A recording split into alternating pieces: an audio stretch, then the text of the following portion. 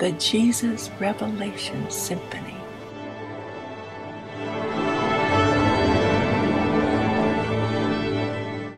This is a glimpse into the magnificent and beautiful life Jesus lived. It was therefore the custom for Joseph to take Jesus out for walks on Sabbath afternoons, one of their favorite jaunts being to climb the high hill near their home, from which they could obtain a panoramic view of all Galilee. To the northwest, on clear days, they could see the long ridge of Mount Carmel running down to the sea, and many times Jesus heard his father relate the story of Elijah, one of the first of that long line of Hebrew prophets who reproved Ahab and exposed the priests of Baal, of his faithfulness and eventual translation. To the north, Mount Hermon raised its snowy peak in majestic splendor and monopolized the skyline, almost 3,000 feet of the upper slopes glistening white with perpetual snow. Far to the east, they could discern the Jordan Valley, and far beyond, the rocky hills of Moab. Also to the south and the east, when the sun shone upon their marble walls, they could see the Greco-Roman cities of the Decapolis with their amphitheaters and pretentious temples. And when they lingered towards the going down of the sun, to the west they could make out the sailing vessels on the distant Mediterranean. From 4 directions, Jesus could observe the caravan trains as they wended their way in and out of Nazareth, and to the south he could overlook the broad and fertile plain country stretching off towards Mount Gilboa and Samaria. When they did not climb the heights to view the distant landscape, they strolled through the countryside and studied nature in her various moods in accordance with the seasons. Jesus' earliest training, aside from that of the home earth, had to do with the reverent and sympathetic contact with nature. Jesus is about 12 years of age. Jesus is thinking about how he can carry out his obligations to his family and at the same time be obedient to the call of his mission to the world. Throughout this and the 2 following years, Jesus suffered great mental distress as the result of his constant effort to adjust his personal views of religious practices and social amenities to the established beliefs of his parents. His supreme conflict was between 2 great commands, which were uppermost in his youthful mind. The one was, be loyal to the dictates of your highest convictions of truth and righteousness. The other was, honor your father and mother, for they have given you life and the nurture thereof. However, he never shirked the responsibility of making the necessary daily adjustments between these realms of loyalty to one's personal convictions and duty towards one's family. And he achieved the satisfaction of effecting an increasingly harmonious blending of personal convictions and family obligations into a masterful concept of group solidarity based upon loyalty, fairness, tolerance, and love. It was nighttime, and Jesus was 13 years of age. On the day before the Passover Sabbath, flood tides of spiritual illumination swept through the mortal mind of Jesus and filled his human heart to overflowing with affectionate pity for the spiritually blind and morally ignorant multitudes assembled for the celebration of the ancient Passover commemoration. This was one of the most extraordinary days that the Son of God spent in the flesh, and during the night, for the first time in his earth career, there appeared to him an assigned messenger from Salvington, commissioned by Emmanuel, who said, "The hour has come. It is time that you begin to be about your Father's business." And so there now arrived the celestial messenger to remind this lad, not quite 13 years of age, that the hour had come to begin the resumption of the responsibilities of a universe. This was the first act of a long succession of events which finally culminated in the completion of the Son's bestowal on earth, Urantia, and the replacing of the government of a universe on his human, divine shoulders. 5 Nazareth families were guests of, or associates with, the family of Simon of Bethany in the celebration of the Passover, Simon having purchased the paschal lamb for the company. It was the slaughter of these lambs in such enormous numbers that had so affected Jesus on his temple visit. It had been the plan to eat the Passover with Mary's relatives, but Jesus persuaded his parents to accept the invitation to go to Bethany. That night they assembled for the Passover rites, eating the roasted flesh with unleavened bread and bitter herbs.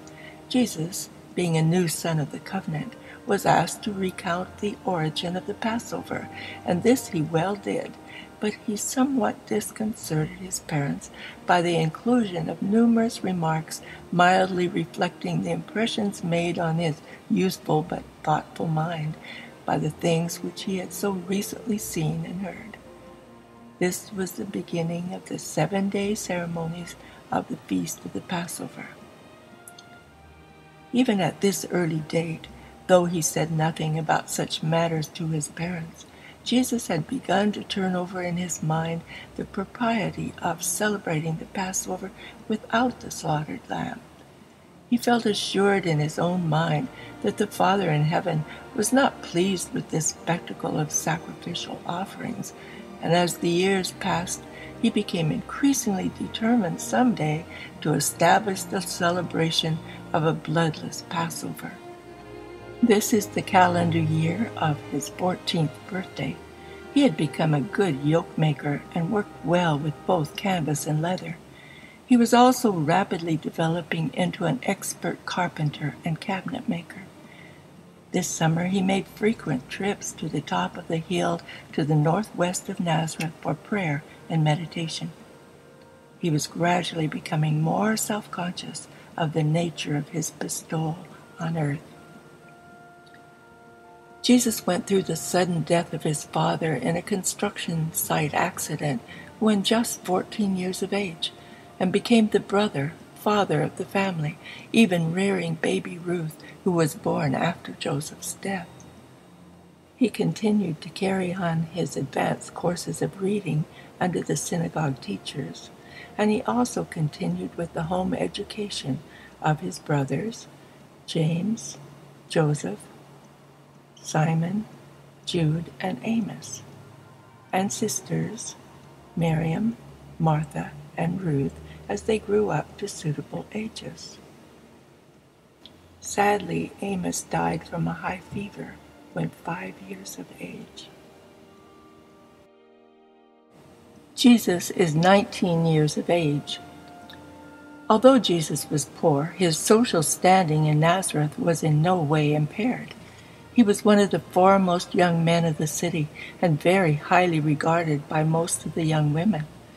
Since Jesus was such a splendid specimen of robust and intellectual manhood, and considering his reputation as a spiritual leader, it was not strange that Rebekah, the eldest daughter of Ezra, a wealthy merchant and trader of Nazareth, should discover that she was slowly falling in love with this son of Joseph. She first confided her affection to Miriam, Jesus' sister, and Miriam in turn talked all this over with her mother. Mary was intensely aroused. Was she about to lose her son, now become the indispensable head of the family? Would troubles never cease? What next could happen? And then she paused to contemplate what effect marriage would have upon Jesus' future career. Not often, but at least sometimes, did she recall the fact that Jesus was a child of promise. After she and Miriam had talked this matter over, they decided to make an effort to stop it before Jesus learned about it by going direct to Rebekah. laying the whole story before her and honestly telling her about their belief that Jesus was a son of destiny, that he was to become a great religious leader, perhaps the Messiah. Rebecca listened intently. She was thrilled with the recital and more than ever determined to cast her lot with this man of her choice and to share his career of leadership. She argued to herself that such a man would all the more need a faithful and efficient wife. She interpreted Mary's efforts to dissuade her as a natural reaction to the dread of losing the head and sole support of her family, but knowing that her father approved of her attraction for the carpenter's son, she rightly reckoned that he would gladly supply the family with sufficient income fully to compensate for the loss of Jesus' earnings. She made bold to go directly to Jesus. This she did with the cooperation of her father, who invited Jesus to their home for the celebration of Rebecca's 17th birthday. Jesus listened attentively and sympathetically to the recital of these things, first by the father, then by Rebecca herself. He made kindly reply to the effect that no amount of money could take the place of his obligation personally to rear his father's family, to fulfill the most sacred of all human trusts, loyalty to one's own flesh and blood. Rebecca's father was deeply touched by Jesus' words of family devotion and retired from the conference. Then began the eventful talk with Rebecca. Thus far in his life, Jesus had made little distinction in his association with boys and girls, with young men and young women. His mind had been altogether too much occupied with the pressing problems of practical earthly affairs and the intriguing contemplation of his eventual career about his father's business, ever to have given serious consideration to the consummation of personal love in human marriage. But now he was face to face with another of those problems which every average human being must confront and decide. Indeed, was he tested in all points, like as you are. After listening attentively, he sincerely thanked Rebecca for her expressed admiration, adding, "It shall cheer and comfort me all the days of my life." He explained that he was not free to enter into relations with any woman other than those of simple brotherly regard and pure friendship. He made it clear that his first and paramount duty was the rearing of his father's family, that he could not consider marriage until that was accomplished. And then he added, "If I am a son of destiny, I must not assume obligations of lifelong duration until such a time as my destiny shall be made manifest." Rebecca was heartbroken. She refused to be comforted and importuned her father to leave Nazareth until he finally consented to move to Sepphoris. In after years, to the many men who sought her hand in marriage, Rebecca had but one answer. She lived for only one purpose, to await the hour when this, to her, the greatest man who ever lived, would begin his career as a teacher of living truth. And she followed him devotedly through his eventful years of public labor, being present, unobserved by Jesus, that day when he rode triumphantly into Jerusalem. And she stood among the other women, by the side of Mary, on that fateful and tragic afternoon when the Son of Man hung upon the cross. To her, as well as to countless worlds on high, the one altogether lovely, and the greatest among 10,000.